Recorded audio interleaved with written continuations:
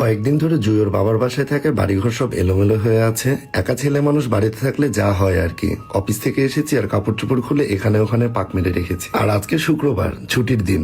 আর এদিকে জুয়ো ফোন করে বললো ও বিকালবেলায় বাসায় আসবেন, তাই ঝটপট বাইরে থেকে একটা ক্যামেরাম্যান হায়ার করে নিয়ে চলে আসলাম সারাদিন যা যা করবো তা আপনাদের সাথে শেয়ার করার জন্য। এক এক করে কাজ করতে লেগে বুঝতে পারলাম বাসাতে সারাদিন কতটুকু কাজ করে। আর সবগুলো কাজ করার পরে দেখলাম বেসিনটাও নোংরা হয়েছে, তাই ওটাও পরিষ্কার করে ফেললাম। আমার জন্য খাবার রান্না করে রেখে গিয়েছিল, আমি ফ্রিজ থেকে বের করি আর খাই। তাই আজকে দুপুরবেলা আলু ভর্তা, ডাল আর গরুর গোস্ত মজা করে খাবো, কেননা শুক্রবারের দিন একটু গরুর গোস্ত না হলে তো আর খাবার জমে না। ফ্রিজ থেকে এভাবে গোস্ত বের করার পরে ভাবলাম অল্প একটু যেহেতু গোস্ত, এটা আর চুলাতে না দিয়ে সুন্দরভাবে এয়ার ফ্রায়ারে গরম করে নিই।